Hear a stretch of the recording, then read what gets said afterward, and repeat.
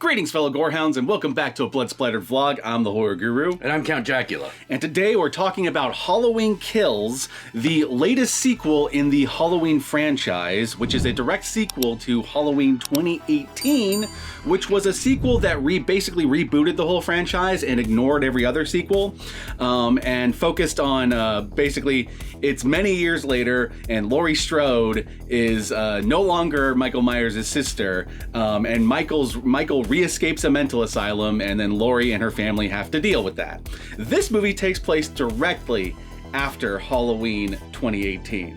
So the first thing I want to say before I say anything else is that you should probably rewatch Halloween 2018 if you don't remember it very well, because this movie expects you to remember it. Yeah.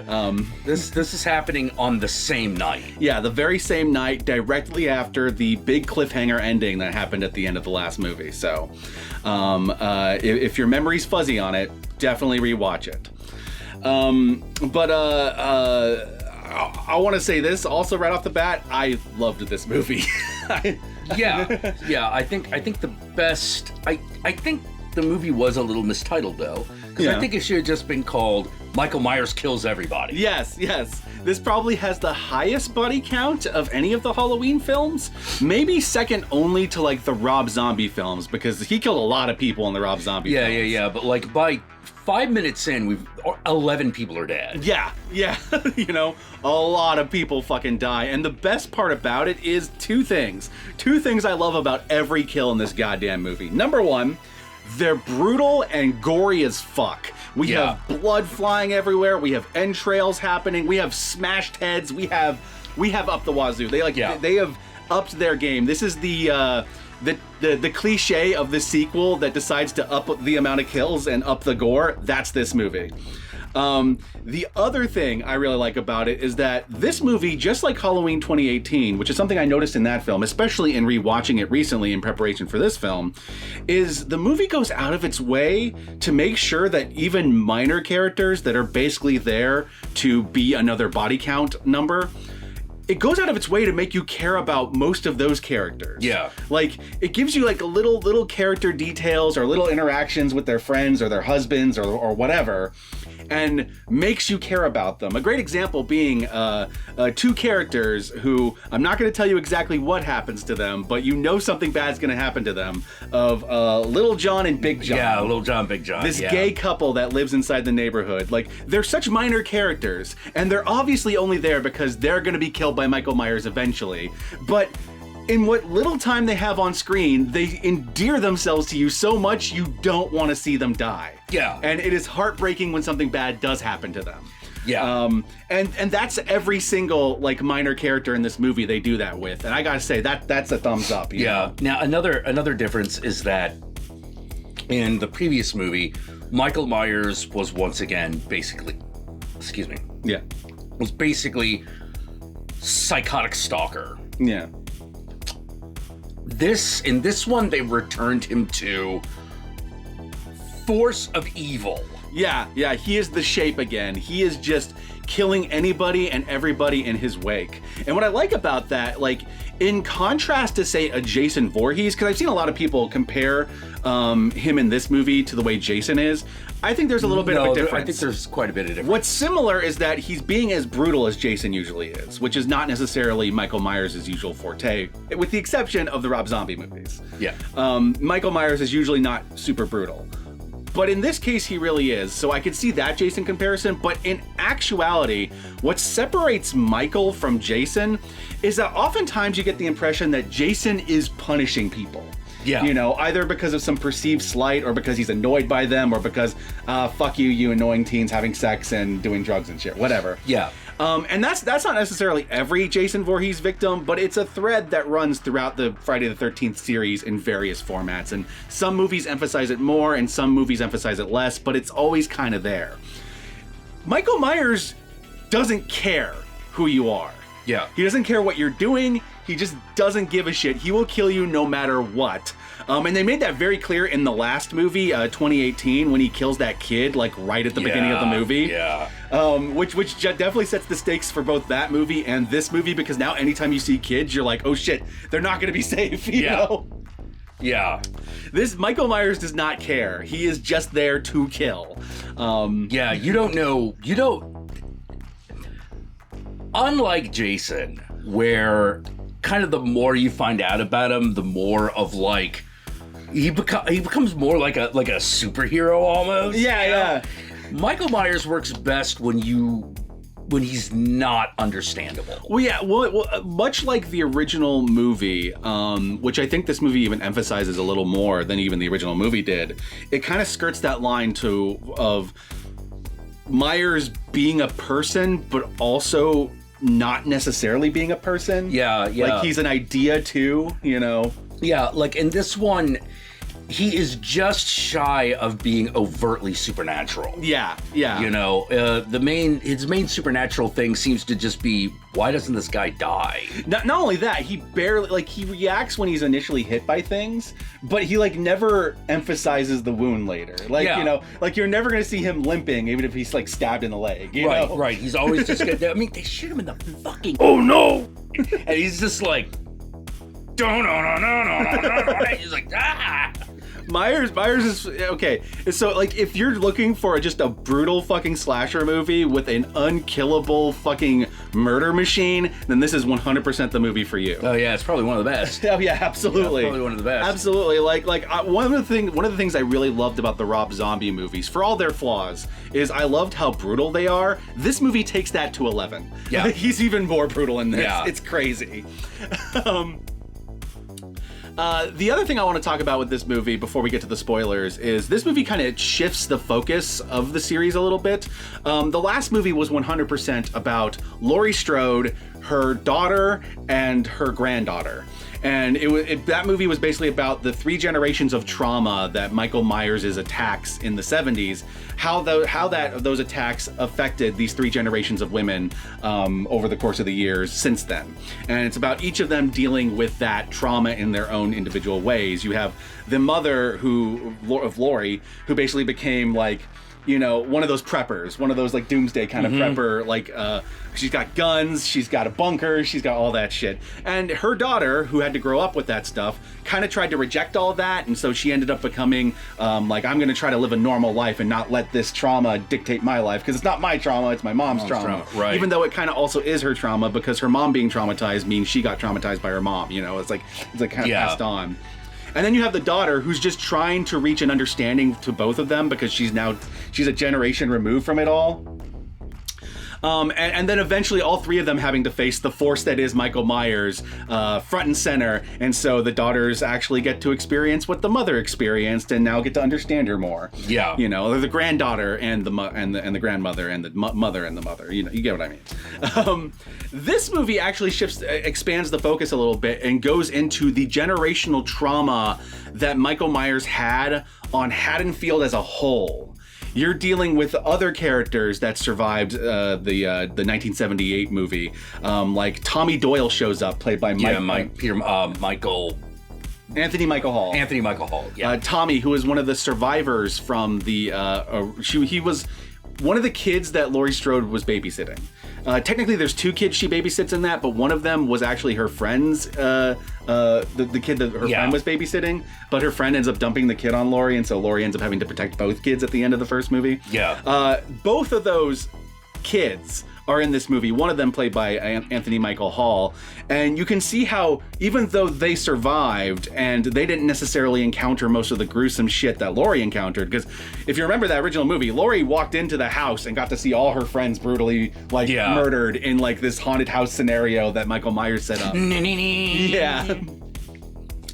The kids didn't necessarily get to see that, but the trauma still exists in them, and they regularly gather on Halloween night and commiserate with one another at this one bar and tell jokes and shit and do open mic night, and hold vigils for the people who died to Michael Myers, and so you get to see their trauma and how that's carried over throughout the years. You also get to see how Michael Myers' attack, and especially what happened in the previous movie, 2018, now hangs over the town as a whole, and you get to watch the whole town basically go all Frankenstein and become like this giant mob trying to hunt down Michael Myers, which that's in the trailer. That's not really a spoiler. But like what I like about it is that it really goes into that like, it really goes into like the dangers of the mob rule sometimes. Oh, yeah, you know, it's yeah, just like, like, oh jeez. Like, it's understandable why the mob forms and why they want to stop Michael Myers, but you have the problem that sometimes they misidentify who Michael Myers is because not everyone has seen him. Exactly. Kind of like in Halloween 2, when they see that guy in the mask and they go to chase him down and he ends up getting hit by a car and it turns out not to be Michael. He was just wearing the same mask. Yeah. You got a scenario like that, but expanded upon in this movie. And I really liked that because, like, that whole mob mentality, like, riot that kind of happens throughout this movie, very much for me echoed the shades of what's happened in America over the last 2 years. Yeah, definitely everything is from about that. Yeah, like I've seen some people make jokes on Twitter that like Tommy would totally have been like the guy who takes ivermectin. Yeah, oh yeah. And I was just like, actually, yeah, I can see it. I can see it, you know. But what I like about the movie is that even though it's making that kind of commentary and pointing out how kind of dangerous all that stuff is, it also greatly empathizes with all the characters, even the ones that are making bad choices. Yeah. Like, you still feel bad for Tommy because you see where he's coming from. You see why he wants to hunt down Michael, why he wants to take him down and end the curse of Michael Myers once and for all. And I'll say this, they actually use that term, the curse of Michael Myers, in reference to Halloween 6, and that's probably the best thing Halloween 6 has ever done is give that movie, this movie that line. Yeah. The less said about Halloween 6, the better. Though I will say, some people were saying that like it would have been cool to see Paul Rudd come back as Tommy. And I don't know, maybe. I thought Anthony Michael Hall was perfect. I thought Anthony Michael Hall did perfectly fine. For this version of the character? Yeah, I don't think Paul Rudd would have worked for this version. It's a very different character. No. The version in Halloween 6 where he's more heroic and he's less traumatized. Yeah. Paul Rudd was great for that. Yeah. But in this case, I think Anthony Michael Hall did a lot with a little. Because this is much more of an ensemble movie. You're cutting between like Tommy, Laurie, the various police characters, even Sheriff Brackett from the original movie. He shows up again. Yeah. Some of where they got people from the original Halloween where they could, which was really impressive. And in fact, there is a lot having to do with 1978. Yeah. You know, like they when they go back to like Haddonfield in 1978. Yeah. And answer some questions that many people had about the previous movie. Yeah. Because there's a whole gap between the 1978 movie and the 2018 movie, because Michael Myers is back in an asylum, and you're not quite sure, because at the end of the 1978 movie, Michael Myers just fucks off. Yeah, he just escapes. He escapes. And so you're like, okay, at some point they caught him, and there's an illusion in the 2018 movie that the sheriff in that movie, that he was there when Michael Myers was caught, and that he stopped Loomis from shooting him. This movie actually goes into that scene and shows how that plays out, and it plays out a little differently than you're expecting, based on the description in the last movie. But it definitely like still fits that description. It's still, they didn't lie to you in the last movie. Yeah, it's just, it was more complicated than you thought.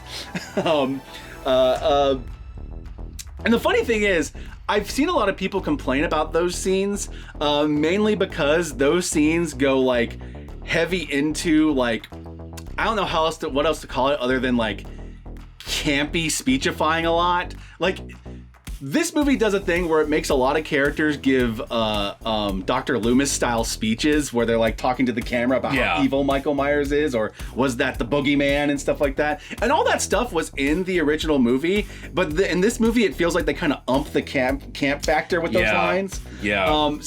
Your personal feelings are going to vary on that. Personally, it worked for me because I was willing to roll with it. Yeah. But for some people, it was too campy, which I get a little bit because this movie does have a very serious, brutal tone otherwise. Yeah. There is that one kill, however, that was really funny. Oh yeah, there was a funny kill. Yeah. Oh, there's a couple of those. Yeah, there are a couple of funny kills, but it's still like, ha ha, oh. And while I'm talking about things that are like not necessarily criticisms, but things that might be issues for you, because they're not really problems for me, but they might be problems for you. This is very much the middle of a trilogy. This is the Empire Strikes Back, or the Two Towers of these three movies, because for those of you who don't know, Halloween 2018, after they made that movie, they greenlit two movies, Halloween Kills and Halloween Ends.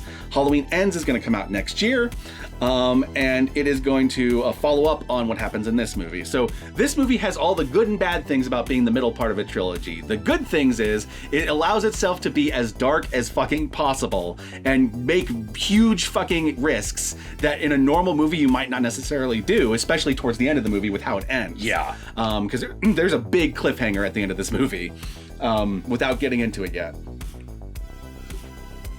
And that's the good thing. It allows it to take those kinds of risks and go buck wild with it. But on the flip side, that also means it leaves a lot of hanging threads that are for the next movie to really pick up on and follow up on. No phone, I am vlogging right now. Yeah, that's all you. And for some people, that might be a little unsatisfying because you don't necessarily get a conclusion. You get a stay tuned next time, basically. Same thing that the Empire Strikes Back did. And I understand that this might be frustrating for some people, but I'm willing to roll with it because I have liked both of these movies so far. Yeah. And if they continue doing what they're doing with this one, and they continue to surprise me in all the ways they surprised me with this one, then I'm probably gonna have a good time with the next one as well. Yeah. It's really good. Do you want to get to the spoilers section? Or do what? Well, I'm not done. Oh, you're not done. Okay. Non-spoiler all right. section. The other thing I want to talk about before the non-spoiler section is that I've seen a lot of people complain about this movie being all over the place, and I see what they're talking about, but I honestly think that's by design, and it worked for me. This movie is very chaotic. It is cutting between plot points and various characters, and it's jumping all over the place, and flashbacks upon flashbacks. Yeah. But the thing is, this movie is about the chaotic aftermath of not only the last movie, but the first movie.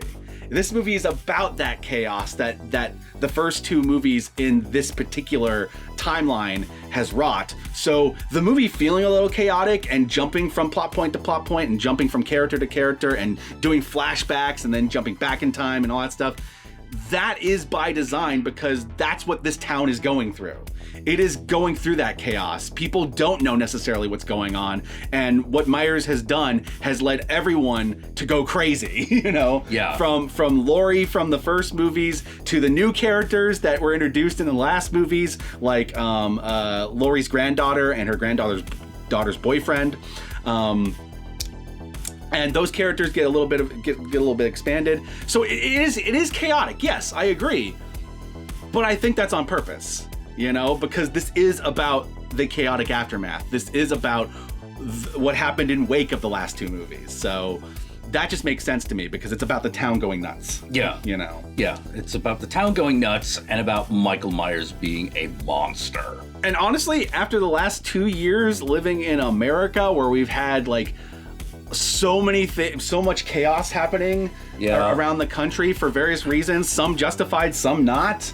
I thought that whole thing was just super relatable. Yeah, so well, we've all been through 6 years of unrelenting bullshit. Yeah. You know, whether it be like the pandemic or whether it be like riots on the Capitol or shit like that. Yeah. The overall chaos and no one quite knowing what's going on or who to trust or all that stuff.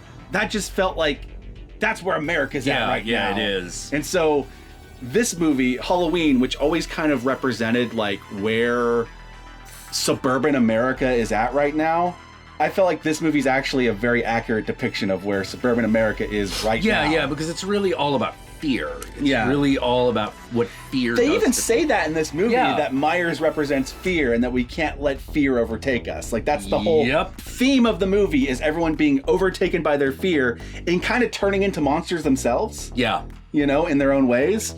And I thought that all made sense and all came together. For other people, I've heard they felt like it didn't. But I'm gonna give everyone some time to not only rewatch this movie and digest it, but also wait for the next movie to come out and see how it all fits together when they're all done. Because this was a movie that was made with a sister movie that is going to come out, and they're supposed to complement each other. So, Halloween Kills is currently available on Peacock or in theaters. I highly suggest watching it on Peacock unless you're vaccinated and willing to take the risk at the theater. The subscription for Peacock, I think, is like $5.99 or something like that. You can subscribe to it, watch Halloween Kills, and then unsubscribe if you want. I don't care. I recommend watching it there. I dug Halloween Kills. I look forward to Halloween Ends. And one last thing. If you remember in the 1978 movie, they find a dead dog in the Myers house that Michael Myers left. Now, a lot of people forget that Myers in the first movie ate a dog. It's implied that he ate a dog. Yep. And people got mad at Rob Zombie when he had Myers eat a dog in Halloween 2, but then it turned out that happened in the first one. They just didn't show it on screen like Rob Zombie did. Right. You know, and then like, you know, like whether or not you feel like it was right to show it on screen or not, that's besides the point. But this movie actually shows the dead dog at one point in one of its flashbacks. So that's the only real dead animal in this movie that I can remember. Yeah. So I'm just going to warn you on that. Because I think it would have been too funny to actually watch like Michael Myers like kill an animal on screen. Well, because it was funny in Halloween 2. Yeah. In the Rob Zombie movie. Just in case anyone's wondering, I actually like the Rob Zombie movies, though I feel like they're heavily flawed movies. Oh, yeah. I actually really like them for a lot of things they do. I like his aesthetic. I liked his, I'm going to do a Halloween movie like it's Silent Night, Deadly Night, where you actually follow the killer from cradle to grave.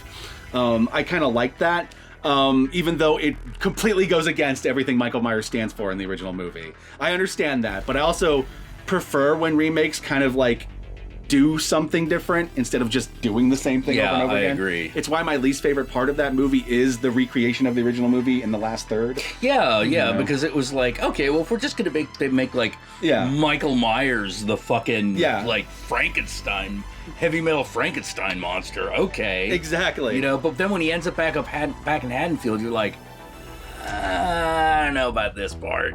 And the second movie is just that movie was all over the place to me. The second movie. Yes. That one was all over the place. Halloween 2, Rob Zombie's Halloween 2. Holy shit. I believe we did an entire fucking video about how fucking insane that movie 100%. And even though I like really parts of that movie, I'm not sure it 100% comes together as a whole. I feel like this one does come together. Oh no, this one it does quite skillfully come together. So in case you were wondering where I was standing on the Rob Zombie issue, my least favorite Halloween movie is Halloween Resurrection. That one, to me, has one glorious scene, and that's when Busta Rhymes is gonna fight Michael Myers, and then the rest of the movie is bad for all the wrong reasons. Yeah, well, I feel like, actually, I think Curse of Michael Myers is the worst one. Oh, there's a good argument to be made. Yeah, like just like the Halloween Resurrects is so weird that you sometimes forget it exists. If it wasn't for Busta Rhymes punching Michael Myers or doing karate on Michael Myers at the end of that movie would literally have nothing to talk about. Well, like, Resurrection had those moments where it could have been so bad it's good. And the only time where it really reached that peak is the Busta Rhymes scene. Yeah. And none of the other scenes quite hit that mark. No, because like it was like, I don't know how to say it, man. We're gonna make a Halloween movie about reality television? Are you fucking serious? Yeah, it was totally one of those just like we're gonna do a cash grab thing here. Yeah, it was really bad. I mean, like, there's just no justification for that fucking shit. You know, first scene, Laurie Strode's dead again, and I'm just like. But there's an argument to be made that Curse of Michael Myers might be worse. There are things I think I like more about Curse than, especially if you have the producer's cut where it makes a little bit more sense, but it's still not that great. Well, yeah, I'm willing to say it's a race to the bottom, and it's neck and neck. It's definitely between those two. I think when I did my ranking of the Halloween series after I watched this on Twitter, I'm pretty sure those were my last two. Yeah. Those two. They would definitely be mine. Followed by 5. Yeah, 5... 5, not as bad as 6, but I will always be mad at it for never following up on the promise at the end of 4. Yes. Yeah. Although it does have 5 had a great ending. It ended well. Yeah. I just wish that it had arrived and stuck around half as well as it ended. The only Halloween movie that I feel like was... Well, actually, there was a couple Halloween movies that I think are unfairly maligned, but the most unfairly maligned one, Halloween 3, Season of the Witch. Absolutely. I understand that it doesn't have Michael Myers, but that movie's great. I like it. I like it a lot. It is a Halloween tradition for me to at least watch that one, even if I don't watch the other ones. Yeah, I was always actually kind of hoping someone would bring Season of the Witch into the Michael Myers continuity. Oh, that brings me to another thing. That's not even a spoiler. So if you remember in the Halloween 2018, they have the masks from Halloween 3. There's kids walking around town with those masks. You actually get to see those kids and develop those kids a little bit more as characters in this movie. Little shits. I know. Shitheads. They're assholes. I saw some people that were shocked that was like, oh, like, of course they're referencing Halloween 3 in this movie. And I'm like, it's actually a callback to the previous movie. They referenced them in the previous movie. Yeah. And then they brought them back in this movie and actually gave them characters. Yeah, but why wouldn't you reference Halloween 3 Season of the Witch? Like, why not? Great. It's referencing other Halloween movies. It referenced Curse, for fuck's sake. Yeah. At one point. Yeah. But anyway, I think it is time for us to move on to the spoilers, so let's do that.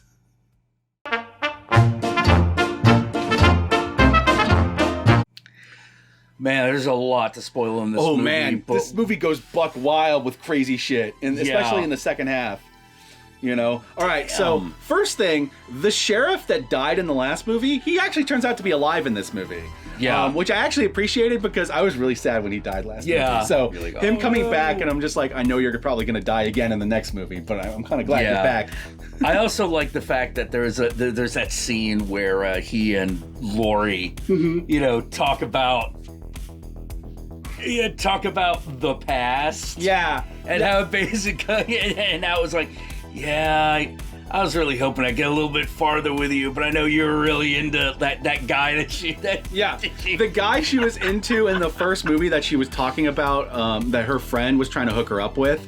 That's the guy they reference, who in the original Halloween continuity, in Halloween 2, gets hit by a car. Yeah. Because he's the guy that everyone thinks was Michael Myers for a moment in that movie. I liked that reference to that guy, because I was just like, oh shit, I remember that. And I also like that they just had it, that they confirmed that they had a thing. Like they care for each other. That was really cute. I also like that they developed the boyfriend character from the last movie a little bit more in this one. If you remember in the last movie, it kind of left with him cheating on the girlfriend, and then she kind of dumped him at the party. And he threw her phone in it was either nacho cheese or pudding. I'm not sure something like that. It had like pink lighting on it, so it was hard to tell exactly what it was. Yeah. And so she threw her phone into that, which is why she didn't have the phone for the rest of the movie, or in this movie for that matter. In this movie, they actually give him a bit of a redemption arc. To the point when he dies. Spoilers. Spoiler. To the point when he dies, you actually care that he dies. Which, if you had told me that at the end of the last movie, that you would care when he dies, I would not have believed you. Because at the end of that movie, I was like, fuck that guy. Yeah. But they actually humanize him a bit in this movie and show a little bit of his relationship with his father. And also show him trying to make it up to her. Because it wasn't like a full-on cheating. He made out with a girl real quick. Like, it would have been a lot harder if she caught him. Yeah, it wasn't like one of them scenes where he's like, if she like walked in on him just like plowing a chick, I think it would feel a little different. A little like harder to come back. But because she just walked in on him kissing a girl, and he did that shitty thing with the phone, you're like, you're still like, fuck that guy, but it still gives him a little bit of room for redemption, and I like the redemption they give that guy. Yeah. I also like that this movie explains some things that I noticed some people had trouble understanding in the last movie. A lot of people in the last movie were confused about why the evil Loomis plot was there. Because if you remember the last movie, there was an evil Loomis surrogate. An evil psychiatrist. The evil psychiatrist. Yeah, there's a psychiatrist who was kind of the Loomis stand-in for that movie. But then the twist of that movie was he's the one who let Michael Myers out. Right. He's the one who crashed the vehicle. He's the one that is trying to get Michael to confront Laurie so that he can better understand evil, basically. Yeah. You know, and so he's like an evil, like dark side of Loomis. Instead of Loomis, who wanted to put an end to Michael Myers, you got a psychiatrist that wants to continue his killing so that he can better understand it. This movie actually makes it very clear why that plot was in the movie in the first place, because this continuity makes it abundantly clear that Michael Myers could give zero fucks about Laurie Strode. Specifically. Even Laurie is convinced that he's going to come after her and that he's going to track her down and all that stuff. And in the last movie, like, he does show up at her house and try to kill her. But the only reason why he does that is because the crazy guy drove her to there. Yeah, drove him over to her. It's what happened in the previous movie. It's actually why that entire plot point's there in the first place, is because it's a reason to get Michael Myers to Laurie, because Michael couldn't give two shits about Laurie. Which is also why this movie expands to be beyond just about more than just Laurie, because Michael Myers is terrorizing this entire town in general, and killing indiscriminately at this point.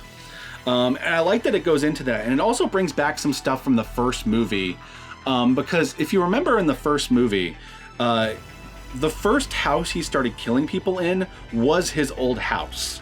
It's Laurie's friend. She's babysitting that girl. Yeah. And it is the house in which Michael Myers grew up. Yeah, now we're talking about like 1978. Right. And so Myers kills the friends, places his sister's grave on her on her bed, and creates this whole haunted house inside his old house. And that's why the tagline for the original movie was "The Night He Came Home." That's where that comes from. The reason why I'm reiterating this is because I realize, even though Halloween's a classic, a lot of people don't actually remember what happens in that movie very clearly. Yeah. So it's good to reiterate it. It's why rewatching it, even myself, even being a hardcore horror fan that's watched it a million times, rewatching it, I noticed a bunch of stuff that I didn't necessarily notice before, you know? So Myers is an indiscriminate killer and will kill anyone in his path, but he always seems to come back home. For whatever reason, and he definitely always has his sister on his mind to some degree. So this movie reveals that he's not, his killing path is basically he's killing on his way to get back to the house, and that he for whatever reason wants to go to his sister's room for reasons that we don't quite know or understand. Maybe the next movie will explain it. Maybe it's always going to be a mystery. Yeah. You know? I also liked how in this one they fucking pointed out that Laurie Strode did fucking unmask him in the first movie. Yeah. You know? Saw his face 100%. But the movie does this thing where other people see Michael Myers' face, we don't. Mm-hmm. They did that in the last one too. Yeah. And they go buck wild with it in this one, because there's a point where he gets unmasked and he's like walking in the street while the mob surrounds him. Yeah. It's great stuff.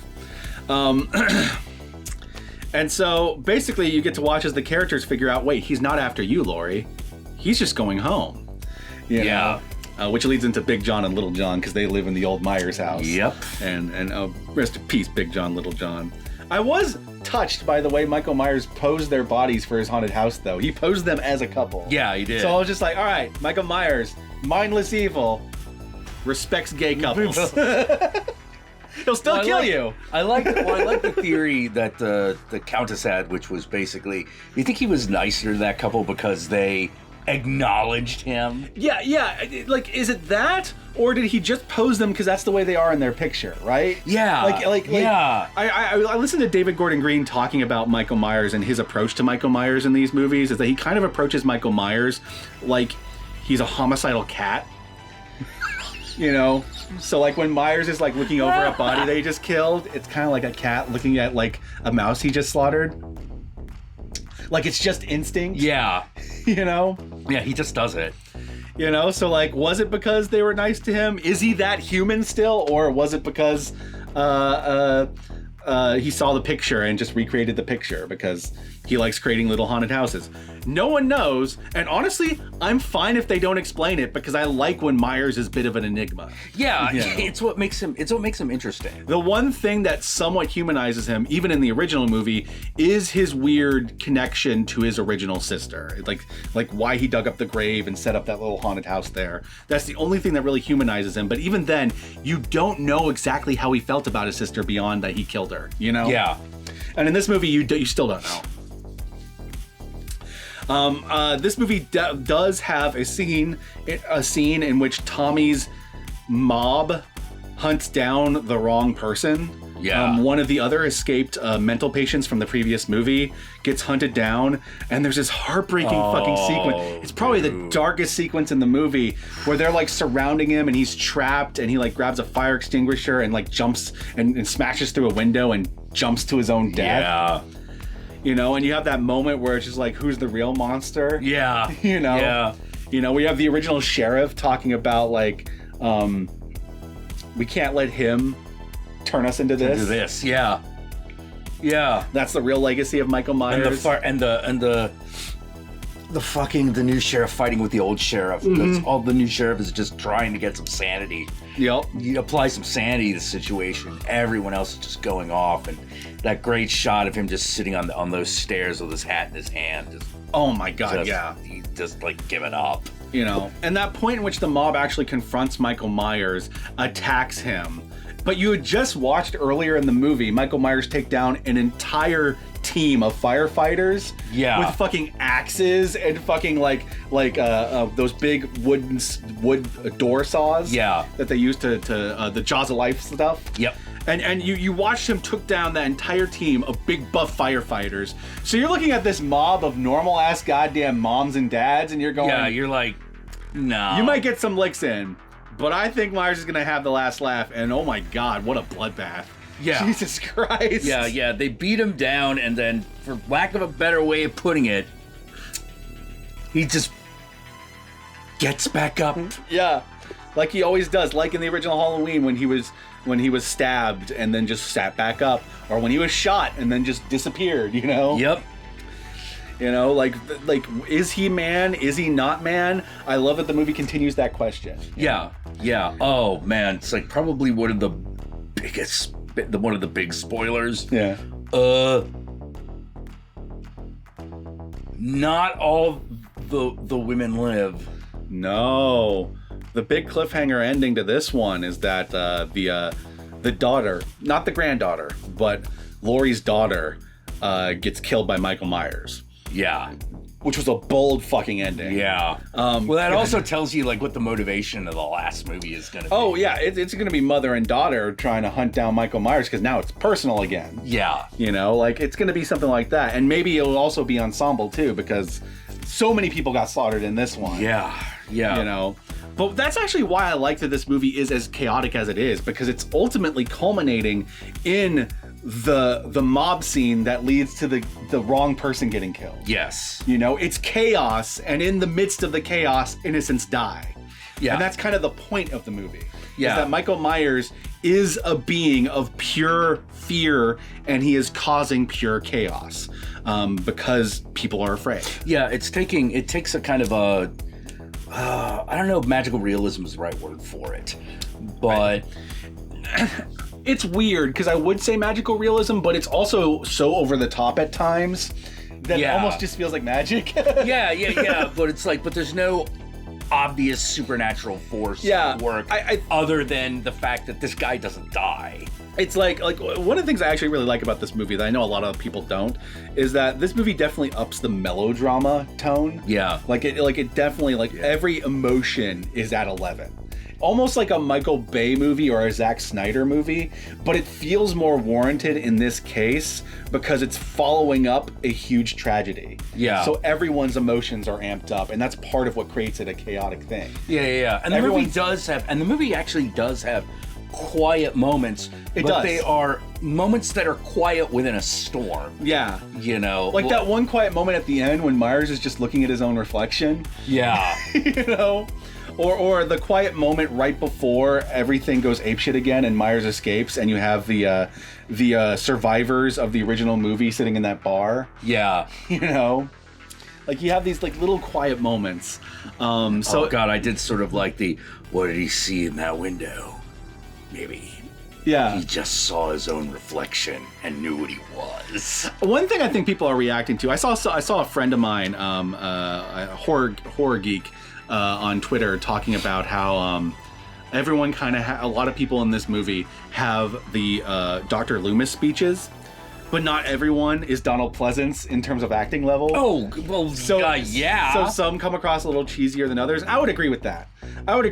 Now, that didn't bother me. I was willing to roll with the cheesiness. Well, Loomis is dead. Someone's got to say it, you know? I was willing to roll with that. It didn't really bother me. Yeah, no one in this movie is necessarily on the level of Donald Pleasance, except maybe the guy who plays the sheriff. That guy's great. Yeah, he's really good. Well, the original sheriff, there's a couple sheriffs in this movie. There's the old sheriff from the old movie, there's the sheriff in the previous movie, and then there's that sheriff's boss in this movie. And the middle sheriff is the one I'm talking about. Yeah. He's probably close, but like, I don't know, like, it didn't bother me at all. I did not have problems with the writing in this movie. Sometimes it was a little cheesy and a little over the top, yes, but also the kind of cheesy over the top scenes, as well as the humorous scenes, give a lot of levity in what's a brutal and grueling and horrific experience. Yeah. You're watching people. Do not fear gorehounds. There is a lot of murder in this movie. I'm gonna say it right here. Whoa. This is the goriest Halloween movie ever. Oh yeah. And Halloween was never really a franchise that emphasized on gore, but I'm fine with these movies doing it because I'm a gorehound. I love gore. Yeah. I liked the Rob Zombie movies being gory, so yeah. You know. Well, I mean, like, yeah, the only really gory one that they did, I think, was Halloween 2. Halloween 2 had a little bit more.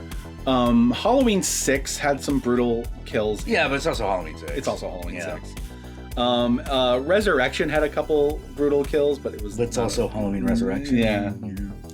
Rob Zombies were probably the most brutal until this point. Until this one. Yeah.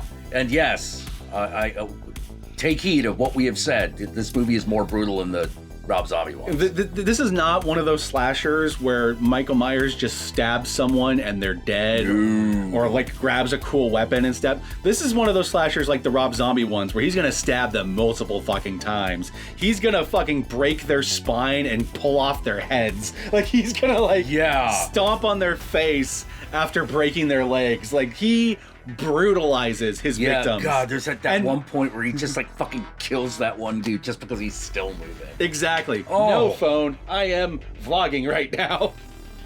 Now, okay, even this vlog is carrying the chaotic energy of the movie at this point. We have the cat meowing. We have my phone fucking going off. You've got a thing to do in a couple minutes, so we got to end this soon. Yep. We got to park this pig. Bring it for landing. We got to park this pig. I love Halloween Kills. I think that, like, compared to the last movie, it's definitely not as complete because it is a middle film.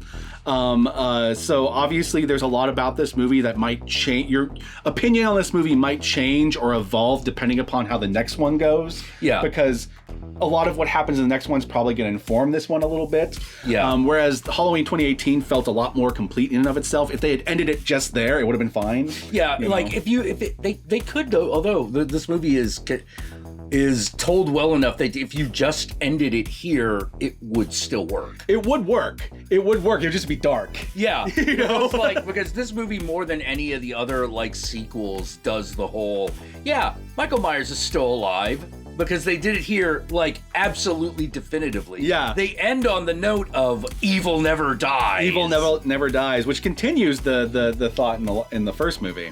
It's just a lot more brutal take than it. Yep. So yeah, if you want yourself a brutal fucking slasher movie and you're okay with everything we've talked about so far, then I highly recommend Halloween Kills. It is a slasher movie that goes above and beyond. Holy shit.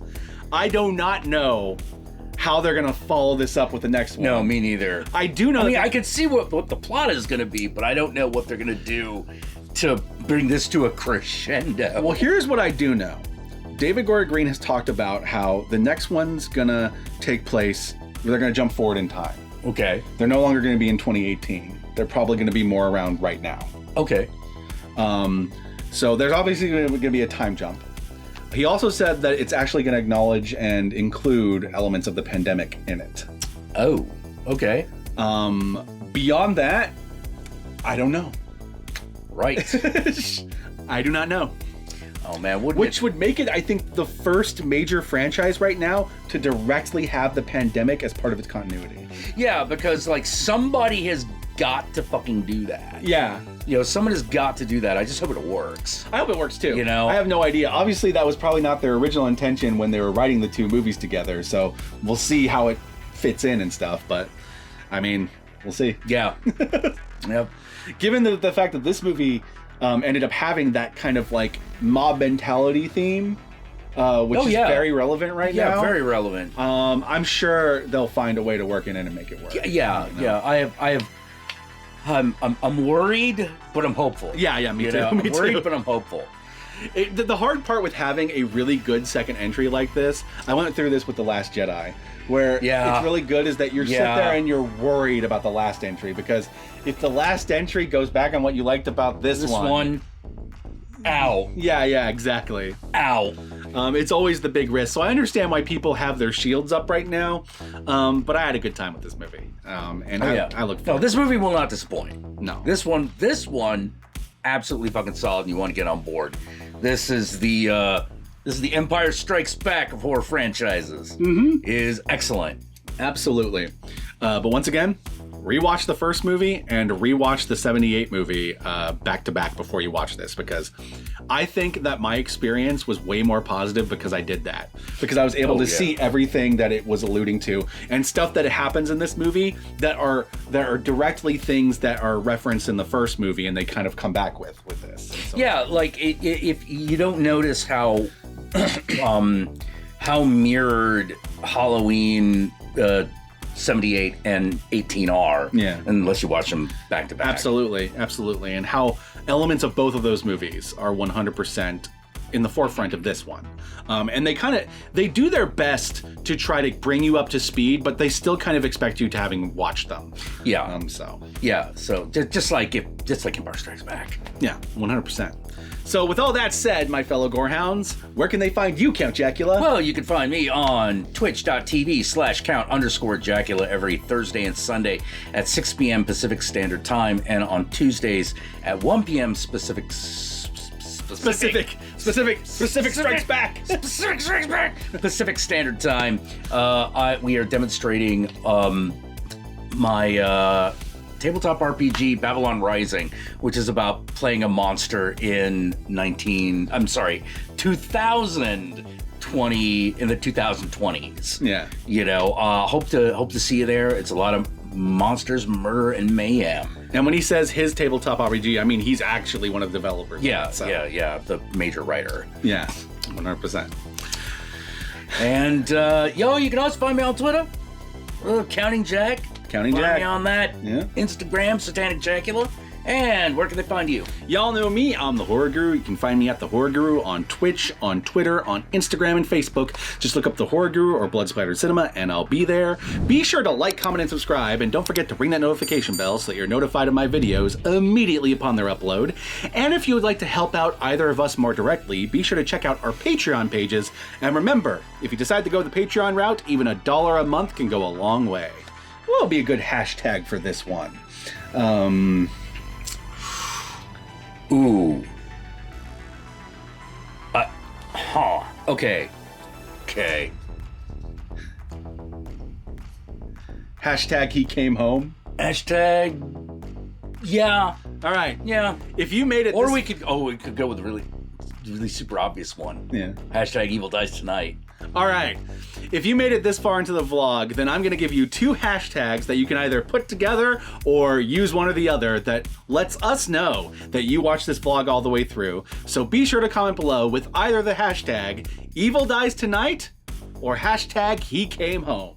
Use either of those hashtags or both of those hashtags. Either way works.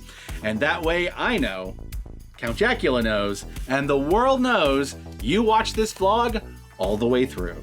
And with all that said, my fellow Gorehounds, I'm gonna go watch Halloween Kills again because I dug the shit out of this movie, and I want to see all the details that I might have missed the first go around because the movie is fast-paced and chaotic, so there's probably stuff I missed. Then with that said, my fellow Gorehounds, peace out, and I'll catch y'all later. I also really like how grounded the movie was. Oh yeah, despite having a very melodramatic and kind of campy tone at times, mixed in with a very brutal and like dark tone, everything in the movie outside of Myers feels super grounded. Yeah. You know, and like that's why I understand why you were like saying like magical realism. Yeah, it's like, because it's like, kind of there. Nothing feels like other than the fact that this guy just apparently can't be killed. Yeah. Everything else feels normal. 100%. You know? 100%. Oh man. Good stuff. Yeah.